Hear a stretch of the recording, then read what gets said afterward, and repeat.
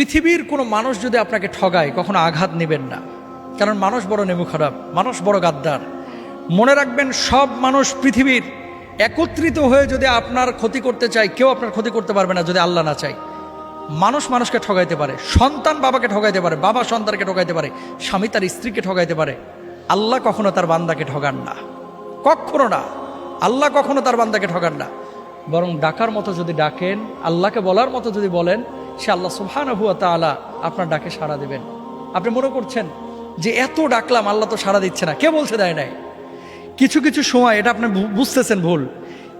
একটা সময় ধরেন, আপনি যখন আপনার বয়স 7 বছর 8 বছর ছিল, 5টা টাকা পাইলে মনে করতেন লাইফের এটাই সবচেয়ে সুখের মুহূর্ত, কারণ 5 টাকা দিয়ে এখন একটা আইসক্রিম কিনে খাবো।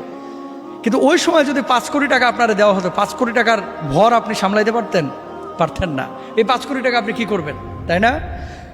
আপনি কখন কোনটা আপনার জন্য প্রয়োজন এবং কোনটা কখন আপনাকে দিলে আপনি এটাকে যথাযথভাবে কাজে লাগাইতে পারবেন, এটা আপনিও জানেন না, আমিও জানি না। জানেন কে? আল্লাহ সুবহানাহু ওয়া তাআলা। সুতরাং আল্লাহকে ডাকেন, আল্লাহর সাথে বোঝাপড়া করেন। শুধু রিজকের পেছনে না ছুটে রিজিকের মালিকের পেছনে ছুটেন। পৃথিবীতে কে কষ্ট দিল, কে আপনার তিরস্কার করলো, কে আপনাকে হিংসা করলো, কে অহংকার করলো, কে পেছন থেকে টেনে ধরলো, গণার টাইম নাই, দেখার টাইম নাই। আমার বোঝাপড়া হবে আল্লাহর সাথে। আল্লাহ যদি আমার প্রতি খুশি থাকে, আমি পৃথিবীতে সফল। আল্লাহ বুঝদান করুন।